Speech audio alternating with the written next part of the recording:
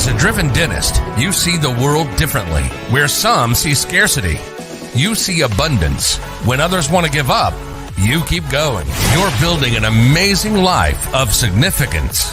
That means you can't rely on ordinary advice from ordinary advisors to get to your goals. You want advice that's going to help maximize your net worth so you can take even better care of the people you love, the causes you care about, and make your dent in the universe. But the fact is, this advice remains hidden because relatively few professionals are well versed in them, and the extremely affluent don't care to let you know about them. Join us as we pull back the curtain to reveal the often hidden advice and strategies used by today's most successful individuals and families. Welcome to Dental Wealth Nation. Here's your host, Tim McNeely. Hey, welcome everyone. I am so excited to be here with you today. As a dentist, you face a lot of struggles in your life, and in terms of building that lifestyle, in terms of building your practice and managing everything that's out there. And especially these days with all the consolidation going on in the industry, you face that challenge of staying independent. And that is why I am so excited about today. By the time we finish today, you're going to know that you have some alternatives for staying independent. You're going to have an understanding of why you're seeing all this consolidation in the dental industry, but even more importantly, you're going to feel excited about this option that we're going to share with you today. And once again, so excited. I've got Doug Fettig, who's our guest today, and he is with Health Professional Alliance, and he helps dentists and medical professionals just like you remain independent. Doug, welcome to the show. Thank you, Tim. And by the way, that is a wonderful intro. I might steal that whole thing lock, stock, and barrel. That was amazing. You should. Please feel free to use it. Hey, I am so excited to have you here because independence, man, it's hard to maintain independence in today's environment. And so let's just start there. Why are you so excited about what Health Professional Alliance is doing, and how do you help dentists remain independent? Well, it's interesting, Tim. I just did a little internal video snippet on what is HPA's why. You know, what is our why, which is a common phrase now. And our why is really we want to be able to give independent dentists and physicians a choice. As you know, consolidation is happening at a breakneck speed in the healthcare space, both with private equity on the medical side, DSOs, dental service organizations on the dental side. And while that may be the right answer for some dentists who, for example, don't want to run a practice. Maybe they just want to, maybe they're tired of all that. They just want to be a dentist. If someone truly wants to remain independent, we think that they wouldn't be entirely happy if they sold their practice and lost control and still had to work back. So I'm so excited that we think we've found an alternative, and we'll talk about some of the secret sauce components on what makes us a true alternative to the ever growing consolidated force in the healthcare space. Yeah, well, right, and I think that's so important to kind of just meditate on for a second. And it sounds simple, but if you don't have control, you don't have control, right? If you give up control of your practice, you may lose a lot of things that you've enjoyed about your practice that you've been building. So share a little bit about us, with your background and how you got started doing this. Well, I'm a CPA by background, which is always that's a conversation killer at a cocktail party, unless it's tax season. But otherwise, people turn and walk away from you. But I kind of morphed into the business development and public speaking world because, as you can tell, I'm really shy and kind of a wallflower at a party. But I was working for a regional CPA firm out of Portland, Oregon, and they had a dental niche where they worked with about 200 dentists across the country. And the partner in charge of that niche was going to retire, and so they came and asked me if I would take over the dental niche of this CPA firm. And I said, of course, I'd love to do this. And I jumped in with both feet and got to know the dental industry and ended up traveling around the country. I've probably spoken a couple hundred times around the country to various large and small dental events, study clubs. In fact, the first time we met, Tim, was at an event in LA where you chaperoned me at a wonderful study club. I can't remember the exact name. I should have looked it up. But so that really exposed me to the incredible people that are involved in the dental industry. And I just kind of jumped all into the pool. And then a couple years ago, a colleague of mine in the dental space said, Doug, you need to talk to these folks at HPA and learn a little bit about what they're doing. And in doing so, I just became so passionate about their mission of helping independent dentists. And I came on board. I'm now in a vice president role, business development, vice president of dental, where I'm kind of the public ambassador for what we're doing on the dental side. Excellent. Well, and yes, that's exactly how you and I met. We were sharing the stage at a study club, right? Teaching dentists how to manage their finances, right? How to build those amazing lives of significance and take care of all this stuff they don't teach you in dental school. And let's just spend a moment on that independent dentist, right? When you say independent dentist, what are you talking about? What should come to mind, right? What does that mean in today's world? So in today's world, and we'll touch on this about why the forces of consolidation are happening in the dental space, but it's no different than any industry. Consolidation occurs for one very simple reason: economies of scale. I mean, that's why Walmart can sell detergent per bottle cheaper than the corner drugstore. They're buying it in millions of units. So in the healthcare space, it's the same thing. If I have 50 dental offices, I can probably run them per office cheaper than you can run one, because I get leverage, I get economies of scale. And so I always like to explain to people that the forces of consolidation are not good or bad. They're basic business, and that's fine. What we're excited about is being able to provide an alternative for that dentist who does not want to become part of a larger group, who wants to stay independent, but achieve the consolidation, the buying power, and the upside that they wouldn't get otherwise if they sold to a DSO. Okay. And so, right, let's talk a little bit, right? You mentioned that consolidation piece, right? And certainly one of the big factors causing that is just economies of scale. And so, right, I know the doctors I talk to, it becomes harder and harder all the time. And I hear these stories from you, our audience members. It's harder all the time to stay competitive with just your solo practice. Even if you're doing, $1 million or $2 million a year, it's much more difficult than it was 5 or 10 years ago. And so, how does that doctor, really fight for independence? How do they maintain those profit margins? How can they still run a profitable business in today's environment? Well, before I touch on that, there is one other reason why consolidation is happening in the dental industry. Well, one is for economies of scale, but the other is for a term called arbitrage. And all arbitrage really means is that there's two different prices for an asset. And so for a dental practice, there's a value that practice has on the private market. So let's say you do $1 million in revenue, and let's say you decide to sell your practice, and maybe you get 80% of production, maybe the stars line, you get 100%, or maybe sell it for $1 million, $800,000, right?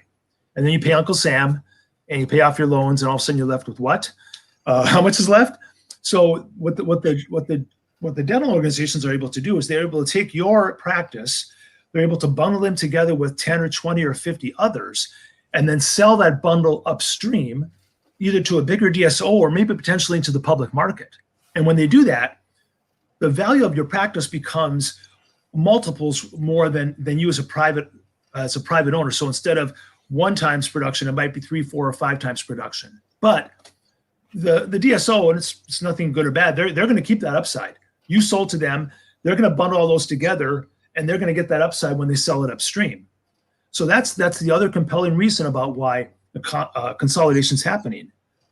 Economies of scale, but also the arbitrage that happens when you bundle groups together and sell them en masse. Yeah, your practice is absolutely worth more when it's bundled together, right? I call it being part of the mothership, so to speak, right? As a single practice to one single buyer, right? The multiple that you get is a whole lot less than when you're dealing with these groups, because now they're valued on a totally different level. Exactly. And by the way, so when you look around to sell your practice, if consolidation continues at the rate it's expected to, I've heard numbers about 70 or 75% of dental practices will be owned by DSOs by the end of the decade. Okay, if that's the case right now, 20 or 25. If that happens, and you're a solo provider 10 years from now and want to sell your practice, there are going to be fewer buyers. By that I mean there's going to be fewer private market buyers. There'll be a DSO who wants to buy you, correct? But if there's only 1 or 2 DSOs who want to buy you, they're not going to pay more than they have to. So I'm concerned that private values for dental practices may actually start to decline in 5 or 10 years as the pool of potential buyers shrinks. And then you combine that with the fact that dental school students are getting out of dental school with $300,000 to $400,000 to $500,000 in student loan debt, so they can't even imagine buying a practice. And so that's another potential pool of buyers that may not be there when you're ready to sell your practice. Yeah, right. It's kind of a scary scenario out there, and so that's why kind of coming back to that independence piece, right? How does HPA really help doctors, provide this independent model so that they can still do practice ownership and be competitive in today's world? Yeah, so I'll give you the 30-second the elevator pitch. And then we'll unpack it. So we're a membership-driven services organization that is bringing together independent doctors from around the country into their own soon-to-be public company, all while they remain completely independent and in control of their practice. So those are the three main components. You band together for consolidation. You get the upside by getting equity in your own soon-to-be public company. And oh, by the way, you still control your practice. You still sell it when you want. You still retire when you want. We haven't touched that golden egg at the end of the rainbow. Wow. So, right, how do you start building a model out like that, right? And who do you consider these things? Is this something good for someone a couple years off for retirement? Is this something good for a dental school student? Let's start exploring that. Well, let me touch on briefly the genesis for HPA and how it all got started. And it actually got started on the medical side, where a couple of our founders were called out to a physician group in the Denver area that had just sold to a private equity firm. And after the ink dried on the agreement, they kind of went back and read the fine print. They're like, "Oh my gosh, what have we done?" And they had sold away a chunk of their future revenues and everything else, and they really were kind of horrified and dismayed. So our original founders went out with the hope that they could unwind the agreement for them, and they weren't able to do that. But it led them to think there has to be a better way. There has to be a better alternative in the medical and dental space than what they just saw. And nothing against private equity. The deal was laid out, and it was very advantageous to the private equity firm, but it wasn't so advantageous to the doctors. So out of that came the origins of the idea. And now we fast forward about 3 years later, and a fair amount of costs in legal and accounting fees as we get all this set up properly to go public. But that was the real genesis of a group of dismayed doctors and our desire to try to create a better alternative for them than what they had gone through. Yeah.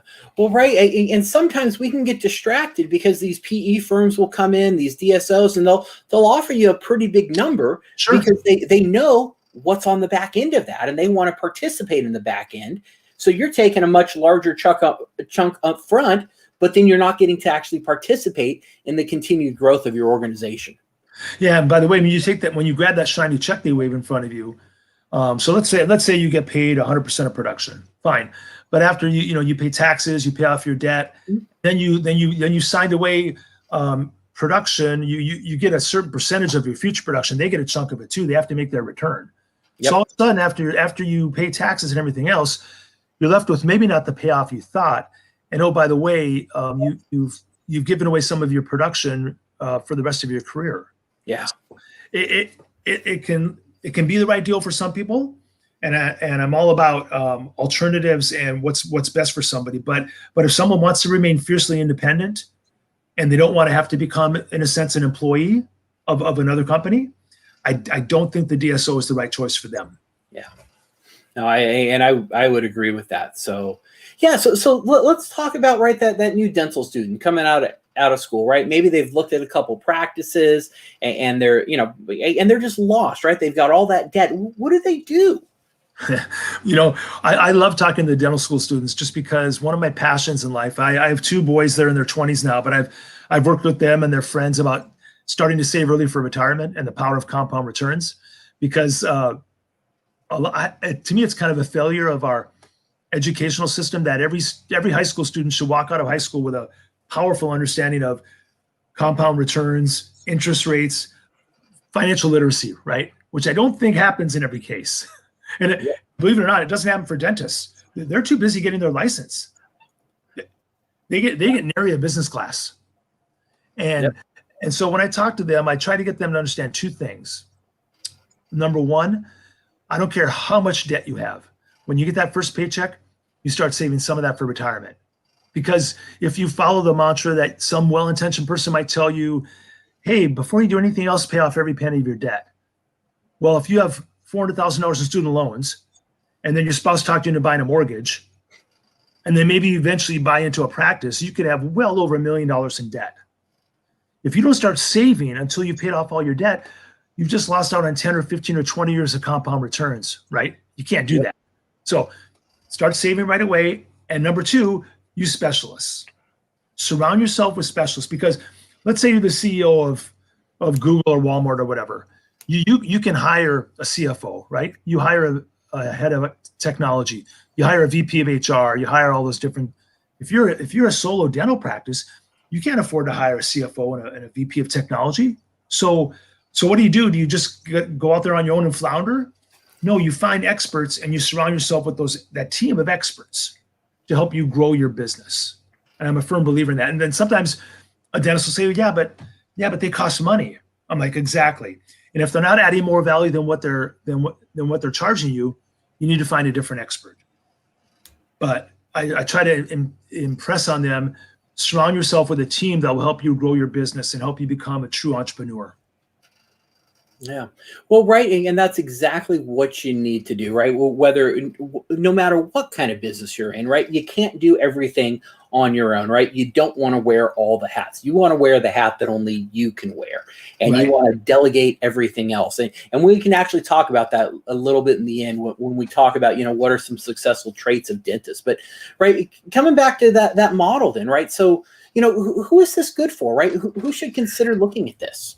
So our sweet spot is really a dentist or a physician that's in their 40s, maybe 50s. They've got a little bit of runway left, but we're looking for people who are entrepreneurial, who understand business to a certain degree, who appreciate the opportunity to get on the ground floor of an equity play of a soon-to-be public company. And I always talk to people about risk and reward. So the risk and reward scenario. So, if you get in at the early stages of a company, are you taking a risk? Absolutely, you're taking a risk, right? That's how life works. No risk, no reward. But then you take a look at it. Given our model, and after I hopefully can impress that upon you and your listeners, to me, the risk is relatively low, and the reward is massively significant if it's successful. So I try to get people to think in those terms about risk and reward. So we're looking for entrepreneurs. We're looking for people who really love to run their practice and want to make it grow. They want to utilize the services that we're offering to our group. They want to leverage the discounts. They really want to make this family of independent dentists grow and thrive. So someone's kind of on autopilot or just kind of, showing up for work every day. It's not really who we're after. We're after those dynamic people who are really looking to grow their business and really improve not only their lives, but the lives of their team, their patients, and their community. Okay, excellent. Right. And I think it's so powerful, like we've talked about a couple of times already. Having options is so good, knowing what's out there so you can find what's the best fit for you. And so, as you start looking at, right, kind of this model that HPA has, right, let's dive in. What makes it different than some of the other models out there, right? You can kind of do that traditional DSO where someone buys your practice, you become an employee. This feels a lot different. Yeah, and so let's break out. So one of the components that I think is pretty easy to understand is leveraging our independent dentists together for buying power.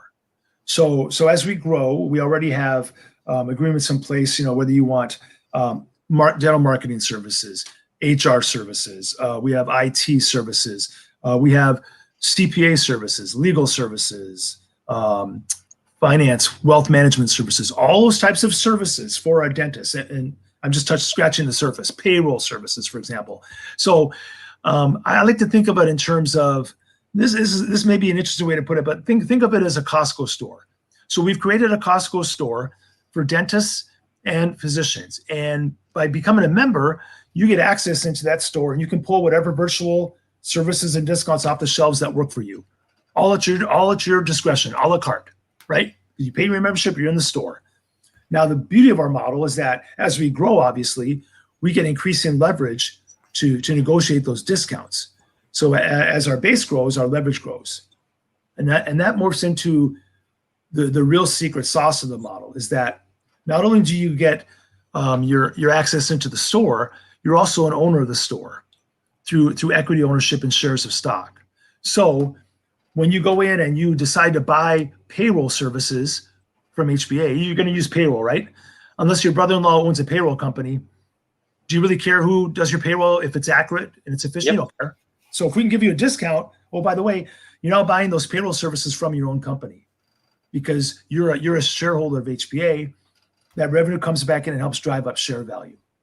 So why buy services from a third party when you can buy them from your own company and help the revenue drive up share value?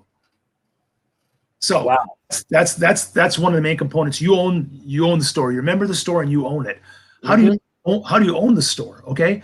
Well, we wanted to come up with a way where a dentist could own equity in their own company without cutting a big check up front. Instead of cutting a check for $250,000 or $500,000 worth of stock, that's a big ask, right? I mean, our model is kind of like, it's a little bit akin to a mortgage model where when you take out a 30-year mortgage on a house, you don't cut a big check, right? You make monthly payments over time. But even though you haven't paid the house, it's yours in the sense that if you sell that house after 5 years, the bank doesn't keep the upside, you do. You pay off the note to the bank and you keep the outside. It's kind of a sweet deal as long as it goes up in value, right? Yep. You never really owned the house until the moment you sold it, and then you get to keep the upside. It's somewhat similar to HPA shares. You make payments over time for the shares of stock. And then as you decide to sell those shares of stock, you can cash in. So you're not cutting a big check up front. You're making payments over time, month to month, for those shares of stock over time instead of cutting a big check up front. And you're getting the shares at a discount to the expected public price. And once we're public, our doctors will get the shares at a 10% discount to whatever the current market price would be. So a doctor owner is not only going to be able to buy the shares over time, they're going to be able to lock in that price up front for those shares, and they're going to get a discount to whatever that price is. Wow. Okay. So we want to make it as easy as possible for them to become an owner of HPA. Yeah. So, right. So this is something you can choose to align with. And I love that house analogy, right? You can make those payments over time and you get to keep the price appreciation if that happens. Exactly. And throughout all that, Tim, your practice is independent. You totally run your practice.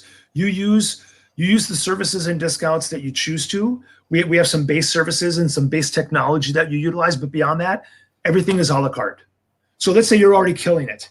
You're making money hand over fist. You love all of your service providers. That's fine. You don't have to use any of ours. But to the extent that you do, you're helping to drive up revenue and share value in your own public company.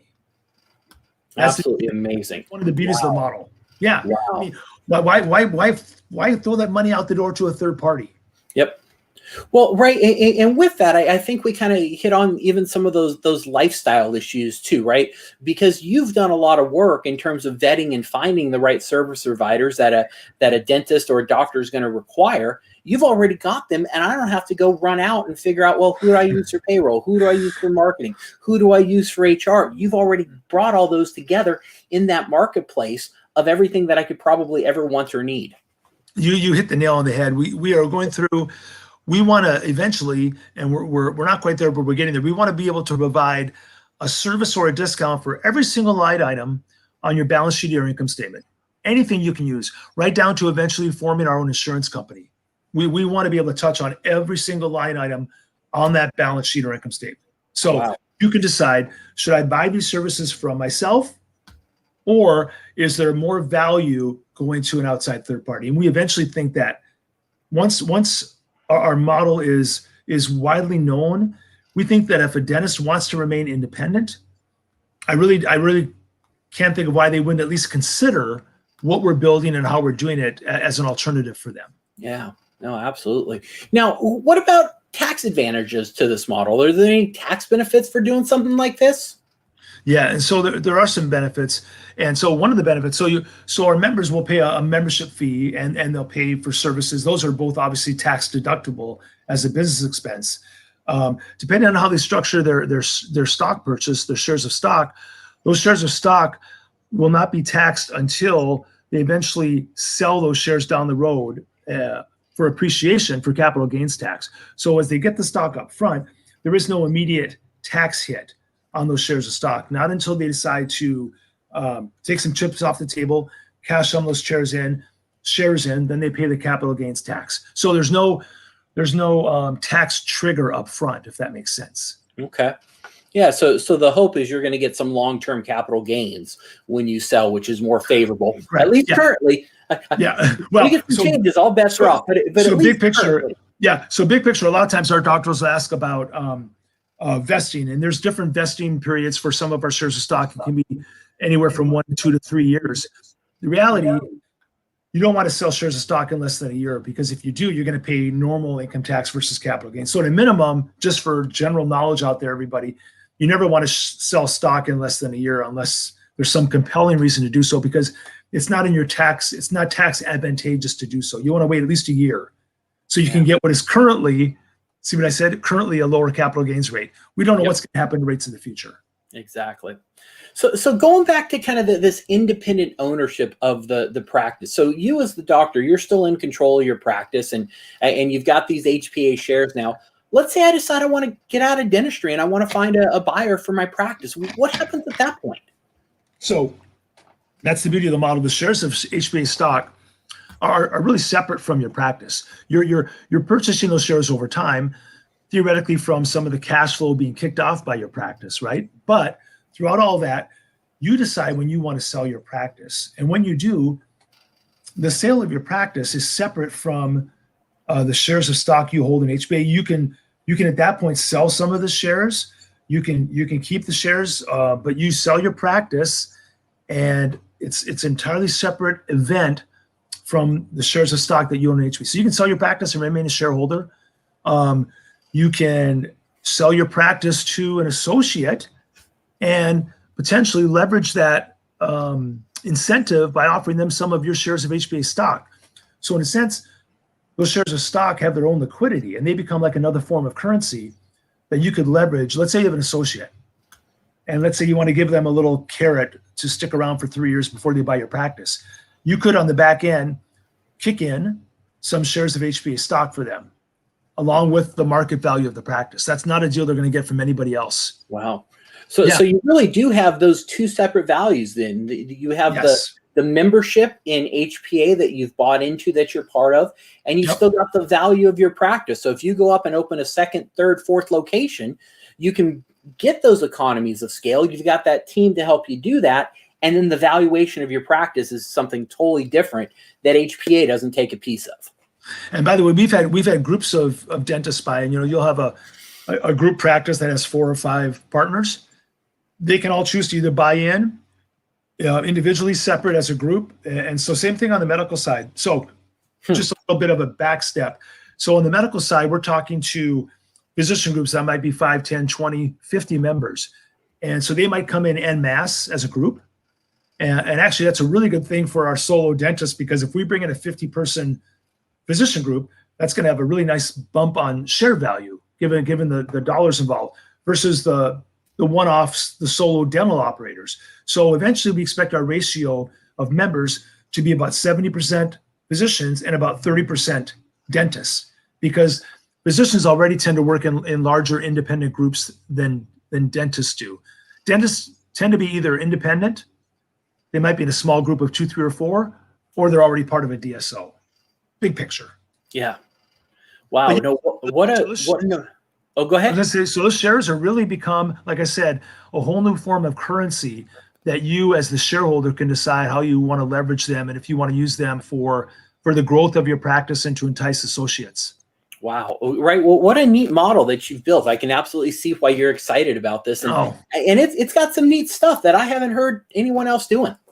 Yeah. And that's why I think we talked in the preamble before we went live. Our model is unique. And so a lot of times I'll talk to a dentist, and then at the end of the day, they'll go, "Oh, and so then when you buy my practice," I'm like, "No, we're not buying your practice. That's where we're different. We're not making a run at your practice. We want you to be able to band together to get economies of scale. And we want to give you the upside that's going to the DSOs by forming your own company that you own. So you get the upside. And, you still sell and run your practice. If you want to sell your practice in 2 years, sell it in 2 years. If you want to sell it in 10 years, totally up to you. Yeah. And so there's so much flexibility and freedom in the model, which is what I love about it.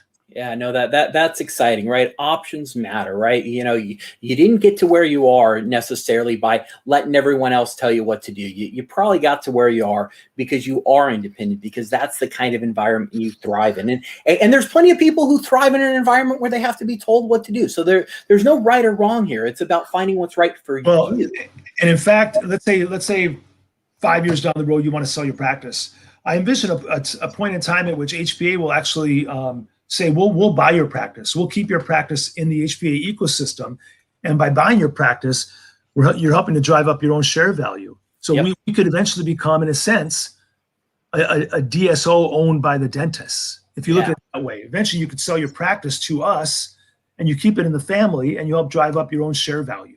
Yeah, no, very true. So the model kind of has a interesting legs as it evolves, if that makes sense. Yeah.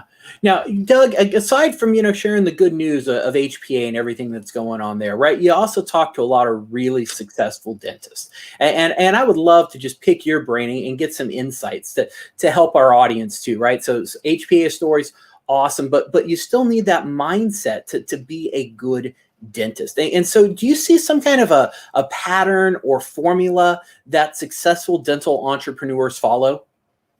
I think one of the most important things is a thirst for knowledge and a desire to improve. When I do my dental talks, I like to ask the dentists in the audience. I say to them, so how many of you practice dentistry today the exact same way you practiced it 10 years ago? Well, hopefully nobody raises their hand, right? Okay. And then I ask them, how many of you think that 10 years from now, you're going to practice dentistry the exact same way you practice it today? I hope none of you, right? The point being that dentistry, like every profession, is constantly changing. And the impact of technology is constantly changing their profession. And to me, the dentists who really not only thrive, but love what they do, embrace the opportunity to change and grow. I mean, I've talked to dentists who are like, they make a good living. They've hunkered down. They have no desire to learn anything new. They're going to, coast to the finish line. Okay, that's fine. But the dentists that I get excited about are the ones that are constantly trying to improve and also trying to improve their team. So let's say a dentist incorporates technology and goes digital. They're also improving the lives of their team members and adding to their skill set. That's what really gets me excited. And that's what I think is a very clear success indicator, is their willingness to grow and their inherent curiosity. Okay. I love that. So, right. And is that something that HPA tries to weave into the culture that exists in your current organization? Yeah. Well, our culture in and of itself is a lot of independent entrepreneurial type thinkers, which can be a challenge for our president when we're trying to get us all on the same page. But we have a lot of that passion, a lot of that same entrepreneurial drive within our organization. And so I think it's a natural fit when we're attracted to those kind of doctors, and I think they're attracted to us as well. So, I mean, like I said, if someone's just in maintenance mode, that's fine, but we really want the dentist who's out there looking for ways to grow. And when I do my dental talks, I try to get them to understand too the economics of growth, that the fact that there's different kinds of debt, for example. There's good debt, which is low interest debt, and there's bad debt. And I tell them, every smart CEO in the world, and I tell them, you're the CEO of your dental practice, right? Every smart CEO in the world grabs low interest debt to leverage it and make more money somewhere else by growing their practice or growing their business. And I said, you should be no different. So I try to get them to change their whole thinking about debt. Debt is a good thing if it's low interest debt. I mean, grab that and grow your business through technology or other resources, open up a new operatory, do a build out. That's low interest debt is your best friend. And so I try to get them to change that debt mindset. There's different kinds of debt. Does that make sense? Oh, yeah, absolutely. And so is there a place for HPA members to connect and get to know each other and share best practices? What kind of community exists there? Yeah, and that's what really gets us excited, is that we've created this community as our members join, and we have the resources. We just had our first, a couple of weeks ago, we had our first advisory board retreat. We have an advisory board of physicians and dentists. And we got together in Bend, Oregon. Have you ever been to Central Oregon in Bend? I haven't made it up that way yet. Gorgeous. It's kind of like Colorado, high altitude desert, just beautiful. Oh, lovely. But anyway, we got them together because we really want our doctors to be driving our innovations and where we're going. And in fact, after we become a public company, doctors, physicians, and dentists will have a majority of seats on the public company board. This will truly be a doctor-led company. And so we get really excited at bringing our doctors together. We have a structure where every member has a regional manager from our team. That's really their point guard or their quarterback. And that regional manager is going to be talking to them and their office manager, their team once a month about our services, about their pain points, about how we can help them grow. And then also connecting them to other members who might be coming up with some of the same issues as we develop those forums for them to communicate in. Wow, very exciting, right? Because I think community makes such a big difference. People have heard me say this before, but there's a great proverb that says, if you want to go fast, go alone. If you want to go far, go with others. And community matters, right? Being around other like-minded, independent, entrepreneurial dentists, right? That community matters. That's why Dental Wealth Nation is continuing to grow, is people want that interaction. They want to learn from their peers. And I love that you're providing that through HPA also. Well, and community is so important in dentistry because a lot of independent dentists, if they choose to, they can pretty much just live in their little bubble. They go to work, they maybe don't go into a single other dental office the entire month because they're so busy, right? And to dentists' credit, they have study clubs. They have study clubs around the country, which is a way for them to get out of their bubble a little bit. But what we really do is we also help break down those walls. They become part of a broader community of their independent colleagues, and they're able to interact with them and exchange ideas with them, what works, what's not. So it really helps burst that bubble and bring them all together on a national basis. Yeah, no, it's exciting what you got going on. So if a doctor wants to explore this thing and see if this may be a right fit for them, how can they get in touch with you? How can they start exploring this, Doug? Well, I mean, obviously they can go to our website, which is hpamembers.com, to get some more background. But I'd love to have them reach out to me at my email address, which is doug@hpamembers.com. And I'd be happy to send them a little more information on some background on the company and how it's structured, and because it takes a little bit of time to sink in. But if anybody out there wants more information, doug@hpamembers.com. All right, excellent. I'm going to post that in the chat right now so everyone has that link. And then I guess lastly, what would be some of the considerations, right? We've talked about you got to have the right mindset. You got to be entrepreneurial. You got to be independent, right? If you're just kind of coasting and on cruise control or about to check out, this is probably not right for you. So we know mindset's a little bit of a piece of it, but what would be a couple other factors that someone should consider when looking at this? I really think just in terms of wanting to run their practice more efficiently and profitably, and being able to, I'll be honest here, to be able to generate some wealth outside the chair, because people don't realize dentistry is a very physically demanding profession. And you talk to a dentist in their 40s or 50s, the thought of having to work 4 or 5 days a week in order to achieve their financial goals, that becomes a little more daunting as you get gray hair like I have. I mean, that takes a toll on the body. So to provide a way for them to achieve their goals without having to just work harder, and also, to improve the lives of their family. If you improve your own life, and if you provide some balance in your life, the benefits of that also flow to your family, which, having a family of my own, I can't think of anything more powerful or beneficial than that. Yeah, no, so powerful. Well, Doug, hey, thank you for sharing so generously with us. Any closing thoughts before we sign off here? I guess my closing thoughts would be, I want people to understand that that there's forces of consolidation at work. And if you truly want to remain independent and in control of your practice and in control of your patient care, I think you'd enjoy learning about HPA and how we're creating that community of independent doctors, physicians, and dentists, and allowing you to stay independent and really keep the upside that your colleagues are handing over to corporate medicine.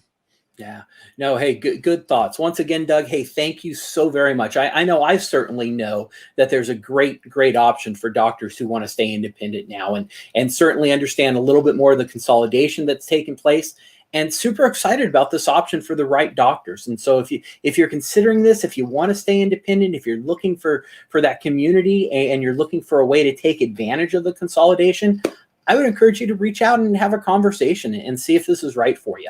But don't just listen to the things that we talk about. Don't just let it go in one ear and out the other. Take action on it. Doug mentioned always learning, right? You always want to be learning, but you also have to take action to get some results. If you just listen to this, it's not going to do you any good. So take some action, get out there. And if you do that, you're going to make it a great day. You're going to be able to build that amazing life of significance so you can take even better care of the people you love, support the causes you care about, and keep making that difference in the world. Doug, thank you for making that difference. I was remiss. Dentist. Thank you. I need to thank you for the opportunity. I'm so glad that we connected a few years back at a dental study club in Los Angeles. So the ripple effect of that is really cool. Thank you for this opportunity. Hey, thrilled to do it. And it shows, I think, both of ours dedication to just educating and helping dentists do more, because it really is about learning. So until next time, get out there and make it a great day. You've been listening to Dental Wealth Nation. We hope you've gotten some useful and practical information from the show. Join us next time as we pull back the curtain to reveal the often hidden advice and strategies used by today's most successful individuals and families, and help maximize your net worth so you can take even better care of the people you love. Till next time, make sure to hit the website at dentalwealthnation.com.